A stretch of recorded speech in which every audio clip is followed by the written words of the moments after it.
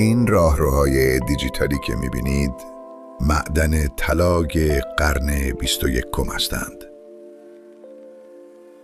این جعبه‌های فلزی قیمتی برابر با لوکس ترین خانه‌های تهران دارند، اما وظیفه‌شان سکونت نیست.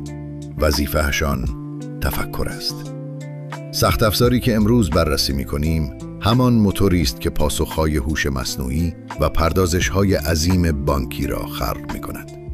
در سوانتک می‌خواهیم به عمق این تکنولوژی سفر کنیم. می‌خواهیم ببینیم درون این ماشین‌های چند میلیاردی چه می‌گذرد و چرا یک انتخاب اشتباه در معماری آنها می‌تواند کل سرمایه یک شرکت را نابود کند. به این تصویر دقیق نگاه کنید. انویدیا آی 180 گیگابایتی.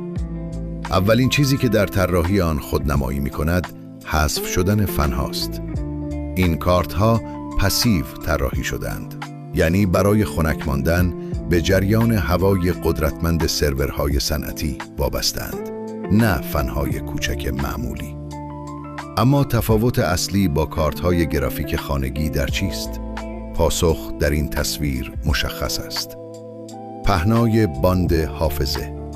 رم کارت‌های معمولی مثل این خیابان پرترافیک است که اطلاعات در آن گیر می‌کنند، اما حافظه HBM2A در این کارت شبیه به این اتوبان وسیع است که داده‌ها را با سرعتی باور نکردنی جابجا می‌کند. برای هوش مصنوعی این سرعت انتقال است که برنده را تعیین می‌کند. در این نمای داخلی اهمیت قطعات جانبی را می‌بینید. نصب این هیولاها شوخی بردار نیست. اگر به محل اتصال کارت‌ها دقت کنید، متوجه رایزرهای نسل 4 می‌شوید. استفاده از نسل‌های قدیمی‌تر در اینجا مثل بستن چرخ‌های دوچرخه روی یک ماشین مسابقه است. تمام قدرت هدر می‌رود. و اما چالشی انرژی. به این 4 منبع تغذیه در پشت دستگاه نگاه کنید. مجموع توان آنها 6400 وات است. تصور کنید که 30 عدد یخچال فریزر همزمان روشن باشند. این سرور دقیقاً همین مقدار برق مصرف می کند. بدون زیرساخت برق صنعتی سه‌فاز، راه‌اندازی چنین سیستمی غیر ممکن است. وقتی پردازش شروع می شود، این ماشین تبدیل به یک کوره حرارتی می شود.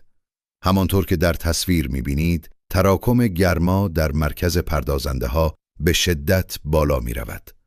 این دستگاه ها برای محیط های اداری ساخته نشدند. حجم هوای داغی که از خروجی این سرور بیرون می آید، دمایی بالای 50 درجه دارد. اگر این هوای داغ متوسط سیستم های تهویه دقیق میکیده و خنک نشود، کل این سیستم گران قیمت در کمتر از چند دقیقه بخارات گرمای بحرانی متوقف خواهد شد.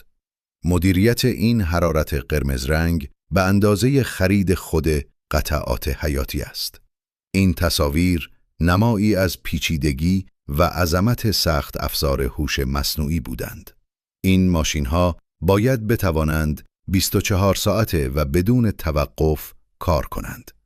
طراحی و راه‌اندازی چنین دیتا سنتری یک مهندسی تمام عیار است. اگر سازمان شما به چنین زیرساختی نیاز دارد، اما در انتخاب قطعات یا طراحی سیستم خنک کننده تردید دارید، سوانتک مسیر را برایتان روشن می کند. ما از مشاوره فنی تا اجرا کنار شما هستیم. برای شروع همکاری به وبسایت ما سر بزنید و اگر به آینده تکنولوژی علاقه دارید، کانال ما را دنبال کنید. در ویدیوی بعدی سیستم‌های خنک کننده مایع را به تصویر می‌کشیم.